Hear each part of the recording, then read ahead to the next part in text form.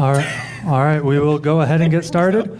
Thank you for coming to the B-Sides Las Vegas Common Ground track.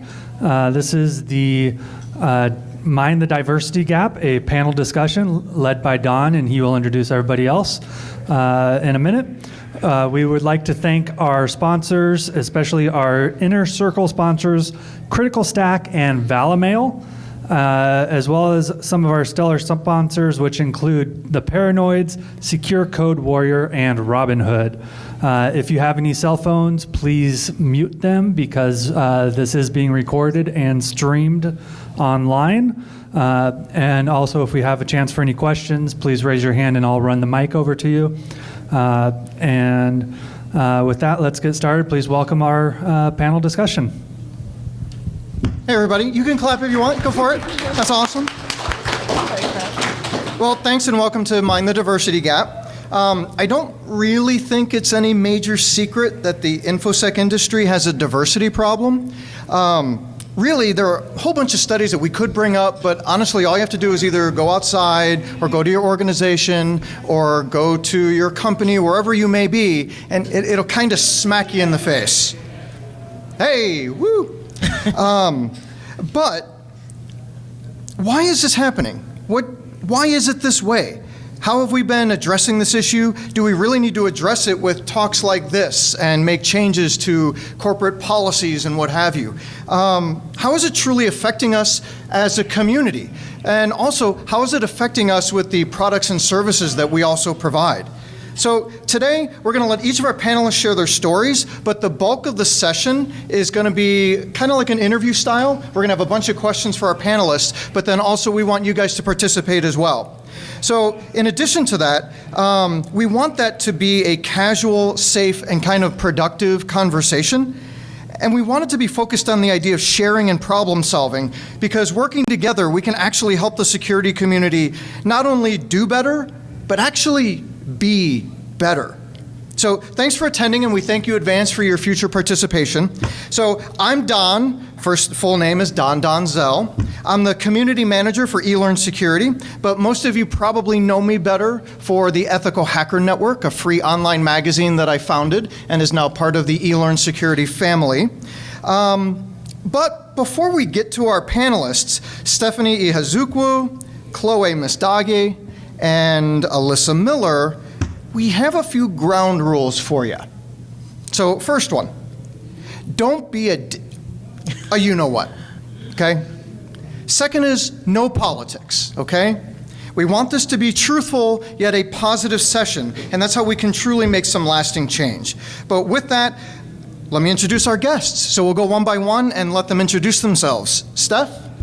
Hi, I'm Steph. Just kidding. I'm Stephanie, and my handle is StephAnsec on Twitter. I am an information security analyst for a law firm. I'm an analyst, but I run security for the region. So that's it. Lovely. My name is Chloe Messdaghi. I am a security researcher advocate at Background. I'm also the co-founder of Women in Security, also known as WOSEC, and also the founder of Women Hackers, which is an online private community for women hackers to connect with each other and learn new skills. And I'm so happy to be on this panel with both of you. These two are also WOSEC members, and they actually are chapter leads in their own cities. Well, good. Now I don't have to introduce that. Yes!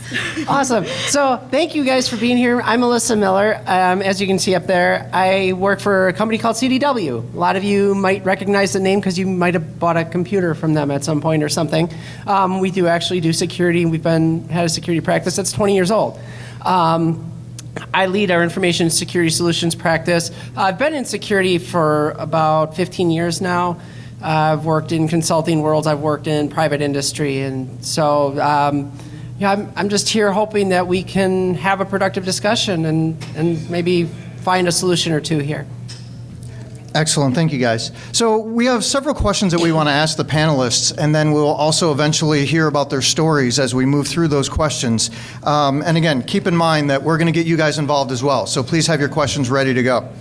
But before we even start, something that we had actually discussed beforehand, before we came here today, is that, you know what? Almost every single one of you are in a minority. So how many of you guys are working in tech? Okay, so pretty much everybody. And you guys have all experienced being that lonely tech person in your organization.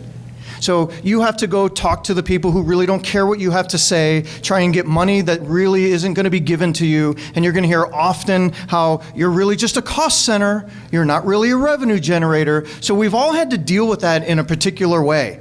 So now take how you feel with that, and now imagine if you were a minority of a minority. Or in some cases here, a minority of a minority of a minority. So I want you to keep that in mind, so that way you guys can kind of understand at least some way how these people feel, but in addition to that, hear their extended stories. But before we get to that, Steph, can you maybe tell us a little bit of the difference between diversity and inclusion? So diversity pretty much means having a variety of people or backgrounds, just a variety of things rather, in a space. So inclusion though means bringing everybody into that space and making sure that everybody has a chance to participate in that space. So those are the two separate definitions for diversity and inclusion. They're not the same thing. Common misconception. And do the other two want to add to that or share anything along those lines? You know, I'll just say that, we talk about diversity, we talk about inclusion, and yeah, so often those end up being almost used like synonymous words. And, companies try to hire for diversity. They, at some level, understand diversity might be an important thing that they want to address. But if you don't have an inclusive environment that is welcoming to everybody with those diverse backgrounds, your retention, your hiring efforts, they don't work. And that's where I think, we want to spend a lot of time today to kind of focus on that too. The only thing to add on to both of these incredible responses is just like diversity it's not just gender, it's not just how we look, it's also the way we think.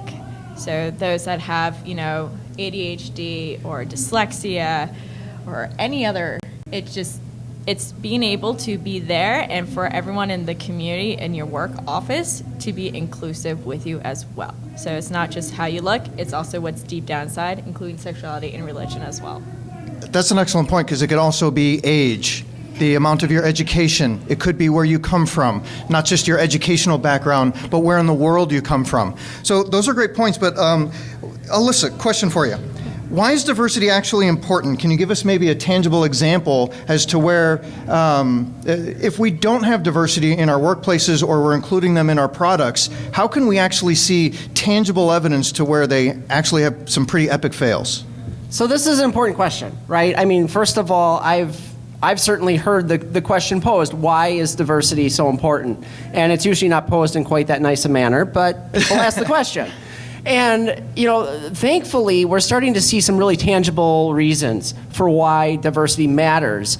And it comes down to, for those of you that have ever been in software development, you understand the need of a strong test set. If I'm developing a piece of software and I'm running that through my regression tests, I know how important it is that the data that I'm testing against is representative of all of the possibilities. So when we think about now diversity in terms of the staff doing that development, if we're developing a product that's going to be used by consumers and we don't think of all of the various ways in which they may use those products, that can be problematic. I can go back a few years when Apple was working with Face ID, and very quickly it came up that your iPhone couldn't detect the face of a person of color. Well, how did we get there? If we had people in the testing process, a diverse set, it shouldn't matter what color their faces were for Apple to be able to say, yes, that's a human being.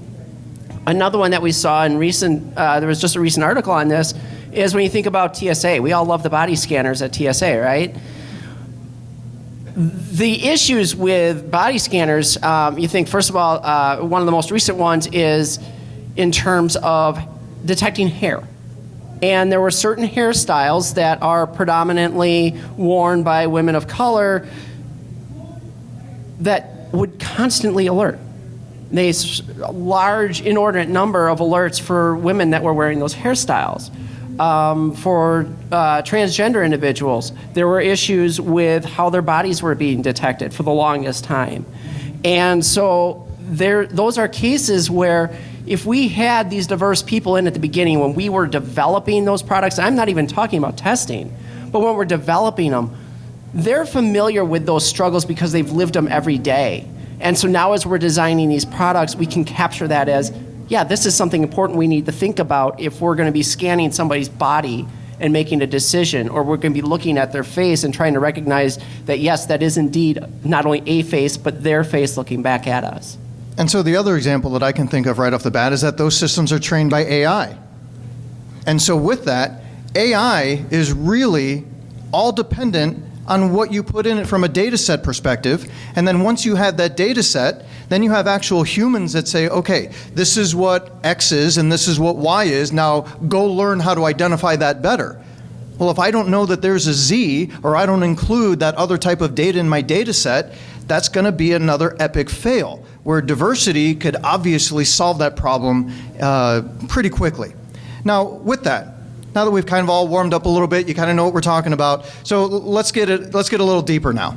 So with that, maybe Chloe, what do you think is to blame for the lack of diversity and security? And maybe you could share your personal story, because I know, and we can get to each one of you if you'd like to address this, is that each one of you had a time in your lives where you probably felt like leaving security or IT in general and just doing something else.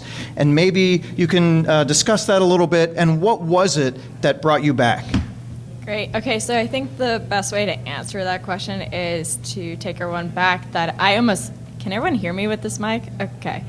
I almost left InfoSec about a year ago, a little bit over a year ago. What happened was that I decided for International Women's Day, I'm going to write a blog of all these incredible stories of these women, because I knew the statistic was 11% of women are in InfoSec.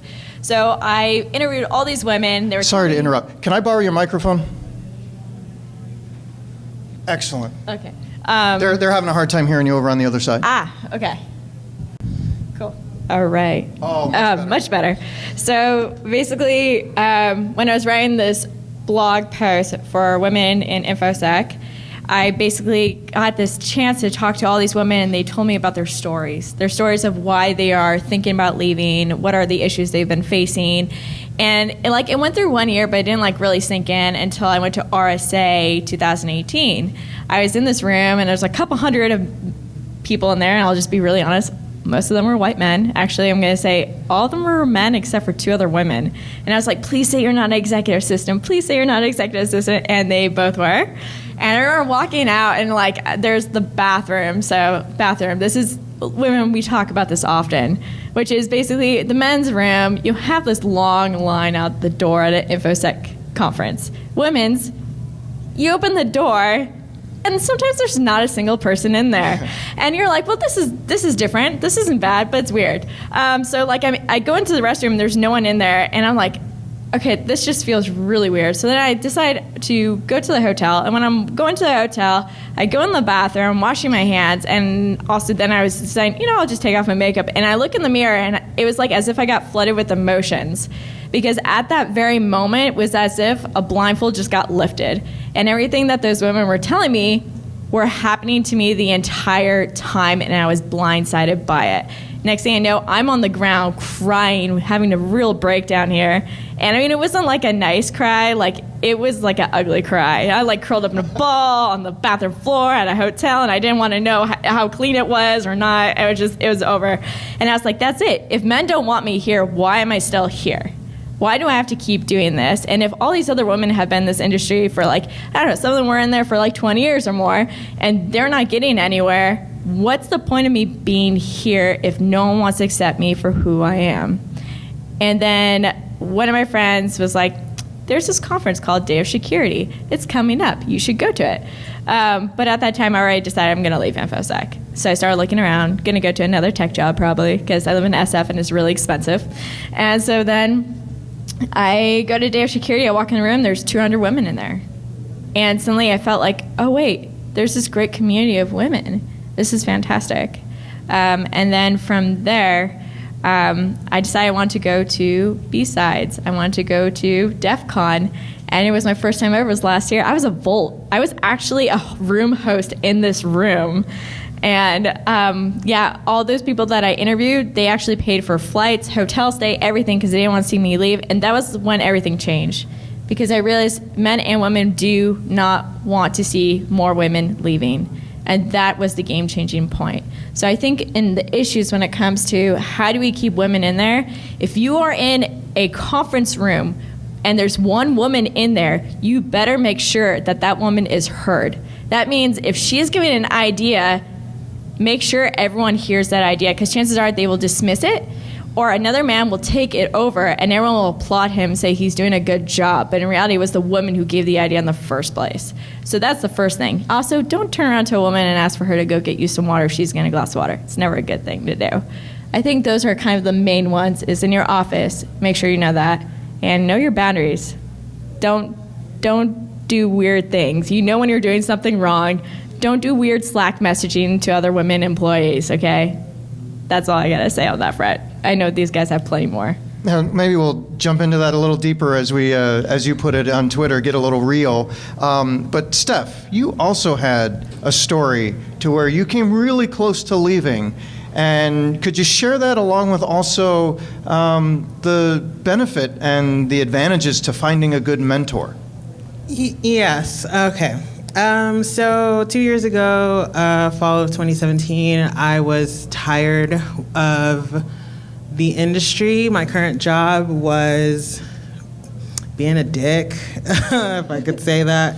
I wanted to get promoted into the security position at my company, and I did everything right, like everything that they asked, which they changed the bar many times, and I reached the bar every single time. And so finally this time they promoted me to something else and then told me I couldn't get into security for another year. I was like, fuck this. I'm out. And so I was like, I'm going to be a psychologist. I'm just going to go into psychology, be a therapist. I'm done with tech. Like, this is annoying. Like, I literally at that point had spent 4 years trying to get into security various different ways, and it was like I was getting cock blocked all over the place. And so I was like, you know what, who has to struggle this much to get into a job? Like, I'm working for you. Like, why do I have to fight to work for you? So I was over it, but then I think something in me was like, let me see if I can find a mentor. And before that point, like she said, a lot of the women in security I had come across had been like an assistant or like a customer success manager, and those roles are important, but they don't really give me anything to aspire to at all because I don't really want to do those things.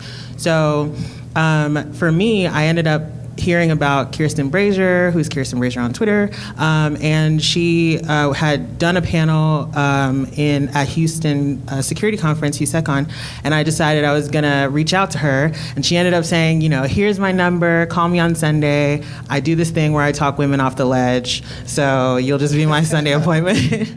And so we spent like 2 hours talking, and I was telling her my story, and she was like telling me like her story, which was like literally a mirror of mine. And so we're having this like really like girl empowerment, but also kind of a depressing moment because we're both sharing the same story. And so she kind of said, okay, well, these are the things that I need you to do. I need you to get a website, and I need you to document what you're doing in the industry to learn. I need you to get on Twitter. And I was like, Twitter is so old, like I'm not getting on it. She's like, trust me, like there's a community on there. And so I did those 2 things, and she was like, you know, you want to get your Sec Plus, go ahead and get that. You know, it's not like the most, I guess, respected among like, you know, the super technical guys, but it'll get your foot in the door. So she kind of told me about all these things, and Twitter actually helped me find my community, and that helped me realize that there are women in the industry.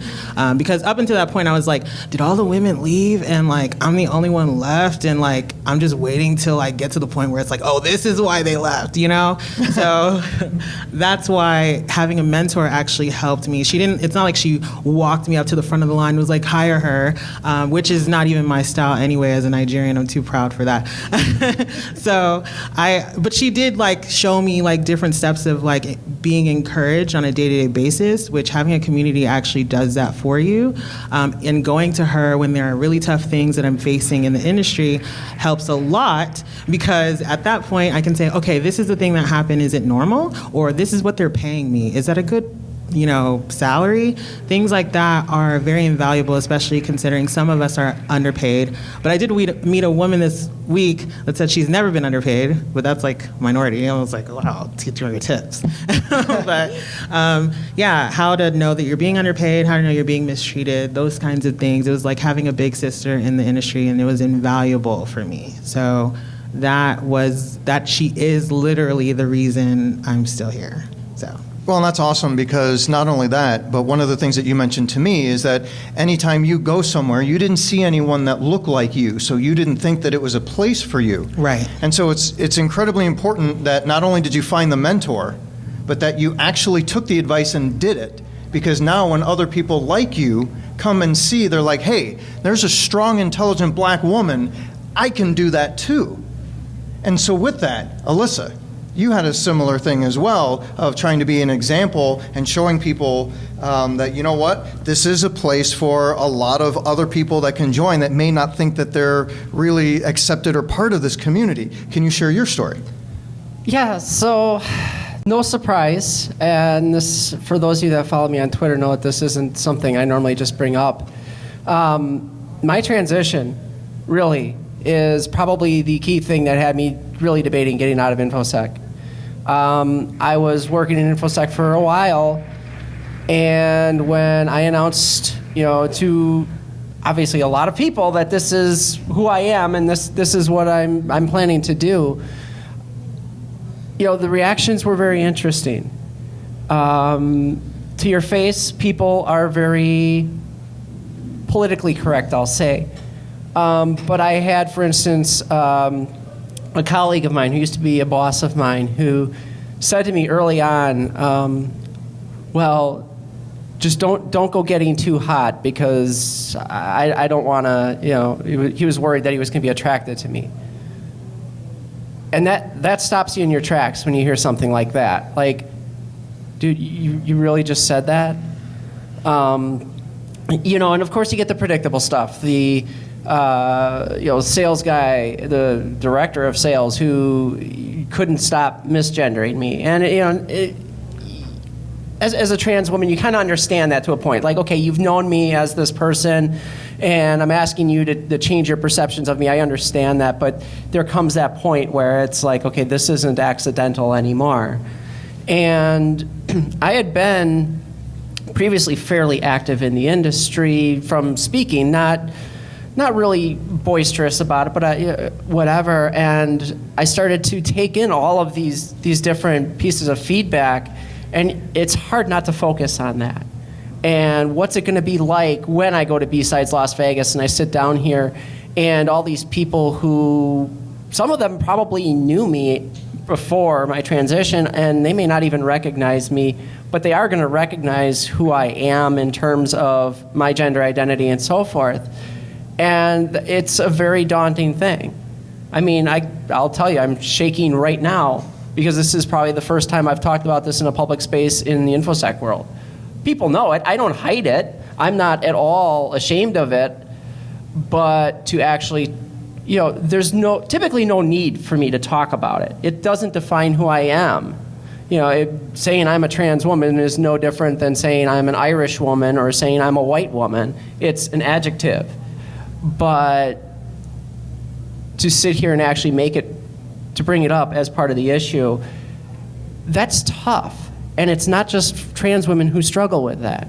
It is men who are gay. It is women who are bisexual or lesbians. It is, you name it. A lot of us, it's not something we wear on our face every day, but it's those pieces that people know about. And so when we think about this in terms of trying to be in an inclusive environment, if we're not empathetic to the experiences of people who aren't like us, and we don't take into account how the things that we say, the things that we do that are great when we're in a very homogenous group, like we so often find ourselves, that those may have a very significant and profound impact on other people. That's where the problems start to come in with being truly inclusive in this industry. Well, and that's really tough for you to talk about, and I know. So now I'm going to give you a chance to brag a little bit because you actually overcame all of that. And now you're actually in management positions and you're breaking through that ceiling. So can you tell us a little bit about what did it take to do that? How difficult was it, if at all? And then now that you're here, has it changed? Is it better or worse? But here, at least brag a little bit about what you accomplished. Well, I'll take it from the reverse. Is it better? Hell yeah. I'm finally my own self. I mean, to be able to sit up here and be with you people and be real. I mean, this is who I am. This is after spending far too many years trying to live in a world where I didn't really fit and trying to match up and to act in the ways that everybody told me I needed to act because of how I looked and how I was born. And, so yeah, I've absolutely come out of my shell a little bit. To that end, it's had its struggles. I also have the added benefit of, okay, I did live all those years in that other space where I had certain privilege. And to be my real self, I had to give up some of that privilege. But I also was able to hold on to the fact that, I had been able to build a career in part because of the privilege that I enjoyed. So where I sit now, being in a leadership position in an organization, both with CDW, with WOSEC, and with other organizations I'm beginning to work with as well, this is my time to use that privilege that I've got to help those who, most women don't get to experience that same kind of privilege. And so that's become a focus for me, and that's the thing that's really helped me to even sit here today and talk about this is, hey, this is who I am, and what's gotten me here can help others get even farther than where I am today. And any piece that I can do to be a part of that is something that not only do I find rewarding, but there's a sense of duty in that. And so I am proud to actually be sitting here today at B-Sides speaking to a bunch of like-minded security professionals. So hope you don't mind, but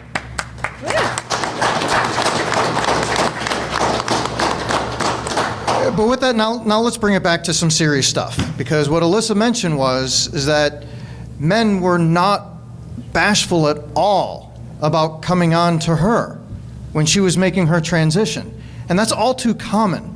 And Chloe, you actually mentioned a few things that happened at conferences that honestly, when we were talking about it, was pretty damn disturbing. So could you share that with us? Because I know it's a little difficult, but now it's time for you to shake a little bit. Okay, so you guys want to hear the truth. So I've been to 18 conferences. 20 conferences in the past 5 months.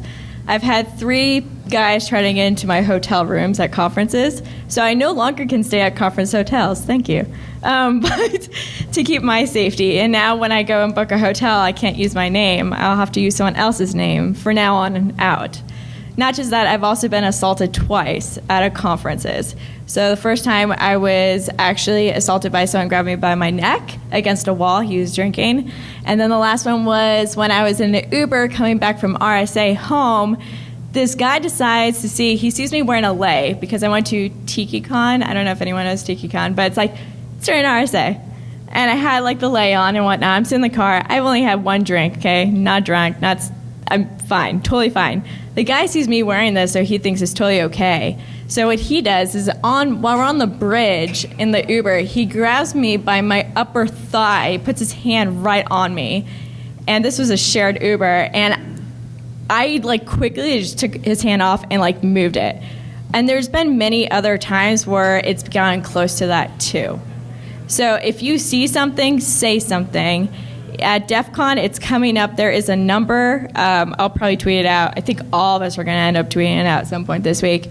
Know that number. Know your safety. You see something go down, say something. That's very, very important. And also, if you're drinking, please don't overdrink because that could be dangerous too for everyone.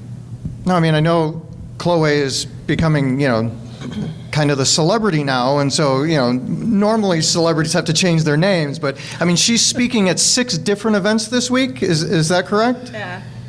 So, but that's a shame. I mean, imagine that. I mean, this is what women have to go through normally, but now just because they're involved in InfoSec, they actually have to change their names, not because they're a celebrity, but just because they're a woman? Oh, and the death threats. You get death threats. It's awesome. You get death threats on Twitter. If you speak out a lot. Also, you'll get a lot of these tweets, which is like, hi there. And it's like weird. But the other ones that I cannot stand is one, they're like, you should be more concerned about getting married and having kids. A kitchen is the right place for you. You look like you could be a good chef. And I'm like, yeah, okay. So maybe here's my opportunity to offer a slight suggestion. If we're tech people and we're InfoSec people, well, maybe we should put it in a way that everybody could understand. So why don't we treat women like pen test engagements? And if you don't have permission, it's not only not right, it's probably partially illegal too. Can we write up the rules of engagement on that, please? We just hand it out at these conferences, right? Little cards. Seriously, but Chloe does bring up a good point. Please help spread the message and tweet. If you haven't seen up here already, this is where you can contact all of these ladies as well as follow them on Twitter, and please retweet those important messages. But another thing that you guys had mentioned often is the feeling of community, finding something that you can find to engage yourself in where you don't necessarily feel alone. And Steph, I know you brought this up, and it was just interesting because there were multiple different definitions of community.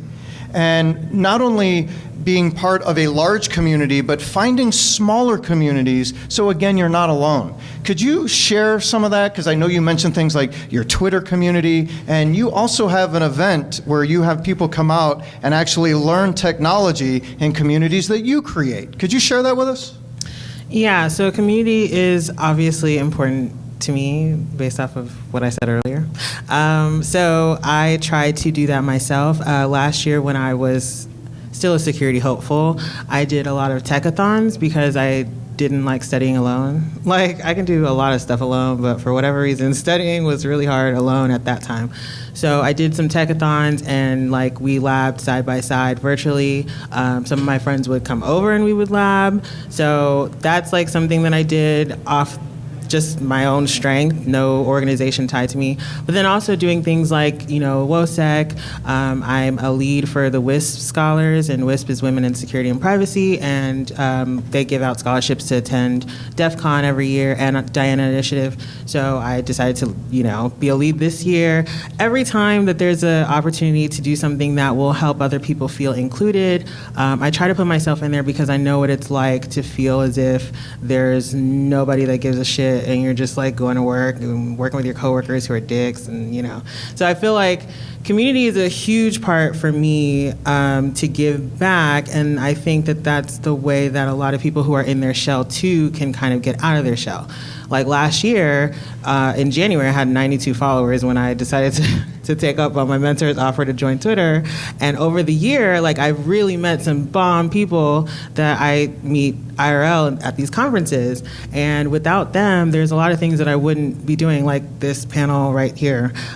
So I think that community is important, not just because you get to be on panels, but also because you don't feel alone. And for me, I will also say a big part of feeling like this is something that you can do, meaning the security thing, is seeing people like you who have also achieved or done the security thing. And so when there's a lack of people who have done the security thing, you're thinking that you're pioneering something, and that's not necessarily a task that anybody wants to take on. You have to deal with everything first, which means you're just gonna have to literally meet obstacle after obstacle after obstacle, and after some time you get burnt out from that, and you're just kind of like, what am I doing this for? I don't really give a fuck about, excuse my language, I don't really give a crap about this stuff. I just want to work and learn and nerd out and have the environment of supporting people who just want to teach. And you would think that there are more spaces like that because us nerds, we like to talk about the stuff that we like to nerd out about. However, there's this huge I had in the beginning of my career, I had a lot of you basically can't like girls stay out kind of messaging. It wasn't so blunt as that, but that's pretty much what it was. And I had a friend confirm that that's what it was at the time. So I think that community, though, like you have the Women Hackers group, that helps, people who want to do the hacker thing and they're just kind of like, but I'm so terrified of doing it. I don't have a safe space to do it. I can't say I don't know without feeling like someone's going to judge me or like say, oh, you noob or whatever about it. So I think that, long story short, community is important for multiple reasons that I stated. So, yeah. Well, and to point out the positive, and maybe we'll do this a little in reverse order now, but I mean, what you're doing is definitely helping for the equal treatment of minorities, which I know is incredibly important to you, but now it's your turn to shake a little bit. You ready? So we had talked about, in a previous conversation, about how when you were reaching out to those communities and you went to women's groups, that there is a little difference there too. So kind of like being the minority of a minority of a minority, you experienced that not only were these women groups or women panels all comprised of all white women, but more often than not, all straight white women. So can you tell us a little bit about your feelings on that and maybe how you feel, breaking through and being the example that other people can follow? Yeah, there's a real issue in the industry. They cover, they half-ass it. So they're just kind of like, yeah, man, everybody's about this diversity thing. Like, what are we going to do? What are we going to do? White women, that's the answer. And they just, put a whole bunch of white people on the stage, and it's, a white guy moderator and a white women panel, and it's, they're all straight. They don't really... I think I said in a recent... I have a podcast. I didn't say that earlier. But I said in a recent episode that it's like having a book with 50 chapters and having the same chapter for every single chapter. All 50 chapters are just exactly the same, and reading it over and over and over again. You need a total picture, which means including other people of other sexualities, like you said, other neurodiverse people as well. I think having more people makes the story complete. You don't have everybody's stories. I can't sit up here and tell you anything about someone who has dyslexia, because I don't have dyslexia, but I do have ADHD. So I can tell you about that. I can tell you about being black. I can tell you about being Nigerian. I can tell you about being a woman, but I can't tell you about being a white woman or an Indian woman or an Asian woman or anything like that. I can only tell you about my own story. So as much as it's important for me to be here to speak for black women, it's also important for somebody to speak for Indian women or, I'm only Nigerian American. So there's a whole, Africa's a huge continent. So I feel like there's other African spaces or other European spaces or Australia, everywhere. You need to have somebody from each group to represent because most of us, if we look at where we are in our friend groups, in our family and everything, we're very homogenous. You might hang out with, unintentionally or intentionally, you might hang out with one color person or one gender. I tend to gravitate towards black women. And it's something, I do have white women friends and other raced women friends and other raced male friends. But for the most part, if I look at my close friends for the past, my whole life, they will be black women. And that might be something tied to my childhood. I don't know. We'll explore that in therapy. But I will say, I need to hear other people's stories so that I have a more total and complete picture of things. For instance, there's a show called Pose. I don't know if anybody's familiar with it, but it talks about it talks about the transgender experience, and it's something that I never had known the extent of. Had they not made a piece of art like that, I would be totally and completely ignorant as I was before. So now I have clarity. If they had made a show about a white woman who falls in love with someone and then breaks up and then falls in love, that's the same thing, and I don't relate to it. So I think it's important to have a mixture, which is the diverse part of diversity and inclusion. Without that, we just get the same story that we can't relate to. We feel alone and we feel isolated and we feel different. Even though there are probably millions of people that are just like us out there, we have no context for that because all the panels are just one thing. So, yeah. No, that's actually good. And we had mentioned that earlier, where diversity is not just about gender or identity. There's all kinds of different ways that you could look at diversity. And in fact, we had podcasts with people from Microsoft that said exactly the same thing, and they were finding the same exact flaws that we mentioned earlier on AI. but we can go on and on. So one thing to just quickly point out here, a really good takeaway, is that the 3 women up on this panel right now are incredibly courageous. They are comfortable speaking out, but a lot of you may not. And so we will encourage you in just a couple minutes in order to hopefully you can share your experiences, your feelings, or whatever you can, but a lot of you are not. So I highly encourage you that if you have a story and you really don't quite have the courage to get it out there, contact them. I'm telling you, they're gonna help you. But with that, we kind of have gone over the past and what's going on in the present. Let's take just a couple minutes to focus on what you guys think we need to do in the future before we open it up to additional questions. So, Alyssa, you have been very successful in large corporate America. So maybe you can kind of offer some suggestions, not only maybe what your company is doing, and they could be the example for what others are doing, but maybe some suggestions on where we could be doing better in corporate America.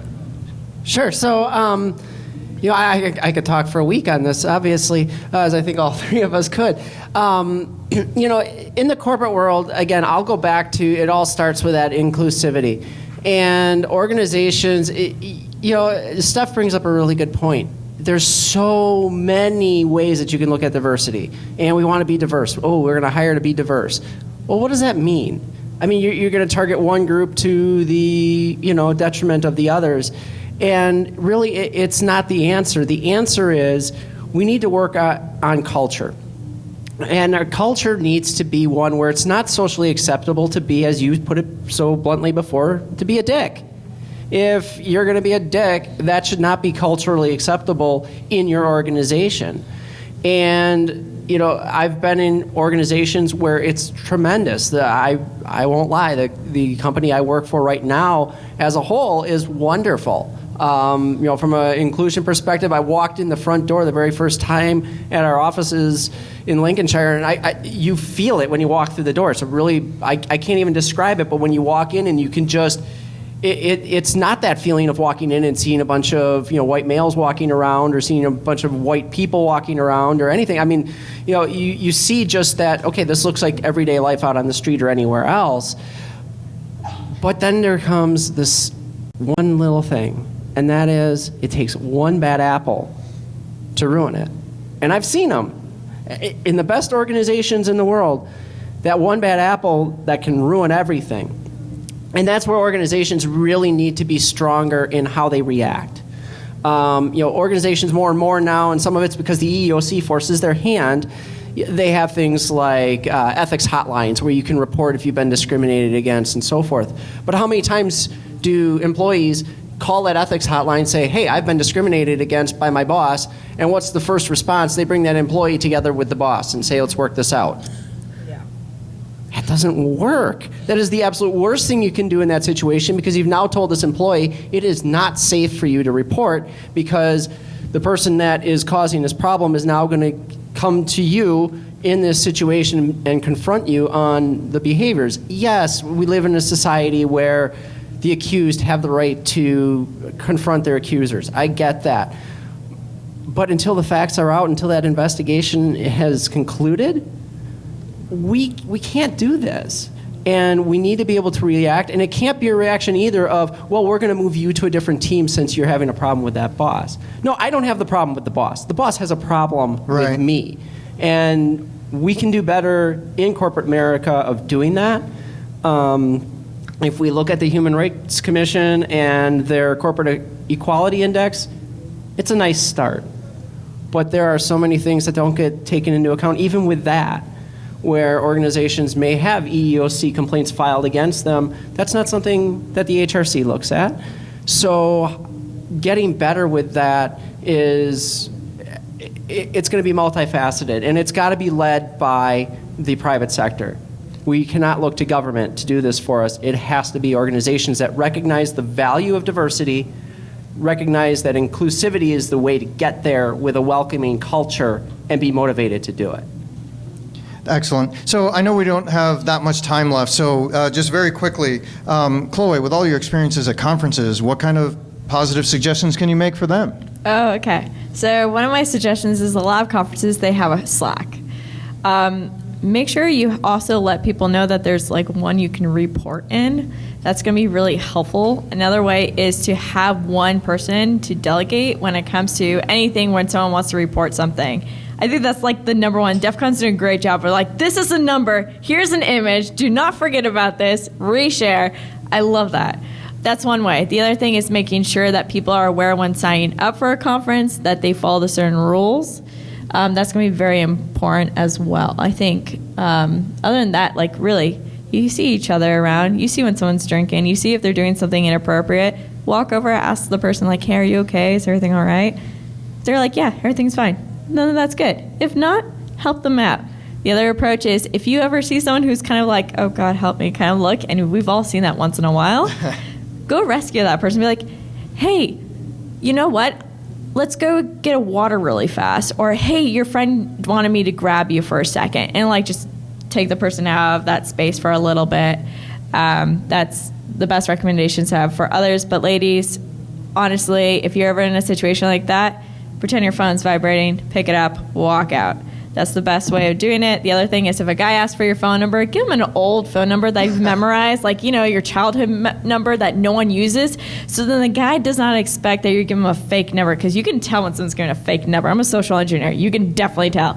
So give an old number and be like, this is my number. And then be like, oh, there's my friend. She's over there. So that's one way how to do it. Just know, be safe. Always have a buddy. I think that's number one. When you're at any conference, by the way, if you are a woman hacker, let me know. I'll get you on Woman Hackers. We also have a channel in there for conferences. So if you're ever at our conference, you can always ping to see what other women, which we have over 300 women now, are at that conference too. I see the person in the back. Hi. So just know that you will always have a buddy now. So it's a great way to stay safe. Excellent, thank you. And Steph, what would you do in the future to make sure that communities, whether large or small, are a little more inclusive? What would you make for suggestions? That is hard, because I think that depends on who runs the community and what they want out of it. So I would just say that as people who are being a part of this community, if you feel like it's like really bland and one flavor, that you don't participate in it. Or that you call it out and say, hey, you know, this space would be better if we had more of this representation, or this space would be better if we had more than that. I want to say that sometimes it is not purposefully exclusive. Sometimes the person might just gravitate towards a certain type of demographic, whether it be like primarily young people or whatever. So I think that sometimes, though, if you call their attention to something, their reaction will tell you if it's on purpose or not. But for me, I think that We kind of had that experience on Twitter this week. Yeah, exactly. So I think that you should just make sure that you're in part of those kinds of spaces, make sure that people have a voice. I know Chloe was a guest actually on my podcast, and she talked about how if a person of color hasn't been accepted to a con, that she would just basically do their talk, like take their talk and like put it up and be like, oh, this is the person's talk. And that's like one way, but you know, making sure that people of color or people that are minorities or people who are of different sexual orientations or whatever have a voice or a space anywhere that you are is very crucial part of changing the landscape of the industry. So that's pretty much. And again, it's hard. I mean, standing up like these women have done is not easy. So if you need help making that first step, please contact them. But speaking of which, maybe this could be a first step for some of you. Anybody want to share their story? Anything that they want to talk about? Excellent. Questions too, so you don't necessarily have to share your story or anything personal. If you have any question for the ladies, we have a microphone that's going around, so please go for it and speak clearly into the microphone. Is it on? Yep. So I have a question, and corporate America, I work for Intel, so I'm very well versed with this, and Stephanie, you kind of alluded to it, has no bounds for coming up with new ways to silo ourselves. And so many companies now for diversity and inclusion tout their employee resource groups or their networking resource groups. But we at Intel have found over the last, because we've had, the LGBT employee resource group at Intel is the oldest employee resource group. But we found out it was all just us. once again, we weren't very diverse because people who were outside these groups didn't feel they could join these groups. So I'm wondering, as you see this come up in corporate America, what do you think corporate America can do to fix that? I'll go first. Yeah, go for it. So the problem is that gets kind of tricky, and the reason why I say that is sometimes because the landscape is what it is at this point in time, sometimes those groups are created to be safe, like a safe space. So as a defensive kind of mechanism, it's like, if you come into this space, I don't want you let's say putting your straightness all over it or whatever. So I feel like sometimes they're supposed to be these really safe spaces, and you want to be exclusive because you're trying to preserve the integrity of the group. So I think there's going to have to be some sort of vetting that happens until things are completely different and everybody just is very accepting of everything. But on the other hand, I do think that people should make an effort to at least leave the door cracked.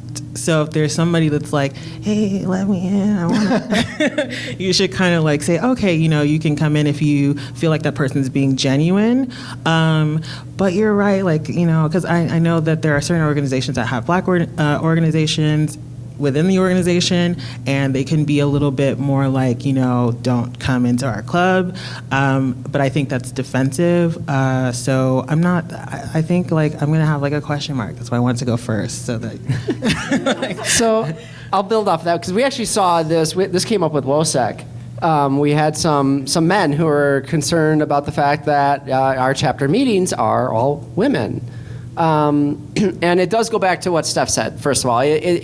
There are times where these groups, they're about building that safe space, and they're about making sure that we have an environment where we can identify with other people who are doing the same work that we are, that maybe we don't get to see every day. So that can be important, but I think to break through what you're talking about, one of the key things for these resource groups to do is to sponsor events that aren't specific to anything related to their purpose in existing. So, for instance, our women's resource group, go out and sponsor a lockpick village, or sit down. And this is something I'm actually proposing in my company right now. So if they're watching, they're hearing about this for the first time.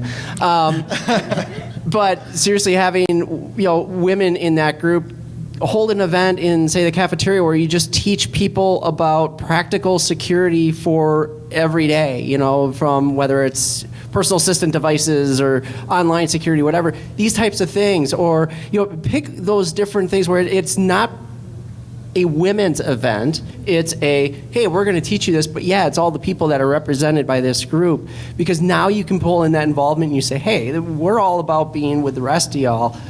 Yes, we have our safe meetings where it's really our group, but we want you to be a part of what we're doing too. That's actually a fantastic suggestion. Chloe, anything you want to add to that? Nope, they did a very All right, well, we have just a few minutes left, but I did want to remind everybody that we had a little contest going on Twitter.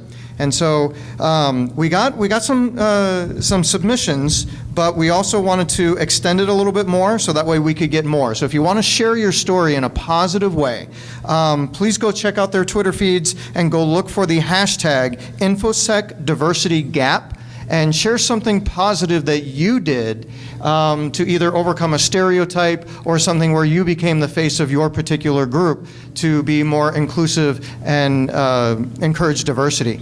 And with that, the top pick that we will eventually, between us, choose will actually get some free pen testing courses and certifications from eLearn Security. But with that, we have a couple of minutes. Probably have time Hold on, for Don. one more question. Yeah. Yeah, I want to toss one thing in there real quick. If you are not comfortable sharing your story out Slide loud, in the DM. please DM us. That was actually a topic that came up. Somebody pointed that out to us. We don't want this to be, difficult for anybody. If you want to participate and you don't want to share it, we're not going to share it with anybody. Just, send us the DM instead. Exactly, because as we mentioned numerous times, you may not be at the place where these ladies are, where they're very open and willing to share their stories. You may not be there. And so if you want to DM us with your story, that's great.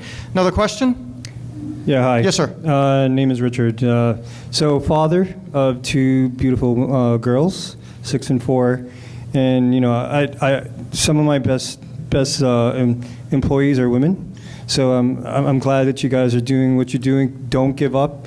Keep on doing it. What would you have advice for a father of 2 girls? And then also, what are you doing to help the future, right? The future of girls in the industry. Okay, so there's a couple things. One, I always recommend with fathers that have 2 daughters and you want to kind of teach them how to hack, because I'll be honest, even if they don't want to be hackers, it's something really empowering when you could break shit. And like, I don't know, something about that, like I take all my anger and rage and I'm like, how can I break this? So I think one of the things you could definitely do is there's mentorship. So if you want to, like, I could connect you with a mentor who can like be there for you, kind of like a daddy-daughter thing. I think that's really good. Also, to keep enforcing to your daughters that regardless of their backgrounds, there's going to be men that are not going to want them to have higher positions. They're going to ignore them. Just know that like the most powerful women are the women that are empowered. And my dad kept ingraining that in my mind. Like whenever I had a low moment, he's like, whenever you are an empowered woman, you're the most dangerous thing to a man's eyes most of the time. So I honestly just keep enforcing that with your daughters. And if there's anything I can help, just DM me, and you and I can have a sit-down talk for like 30 minutes on a phone. I'm totally down for doing that. And most of our other panelists are that way too. So if you have any additional questions and we didn't have time to get to it today, tweet them, contact them, meet us out there. You can ask us questions. We're more than willing to help and share and hopefully empower the rest of you. Is that our time? That's our time. That is our time. Thank you so much. You guys were great.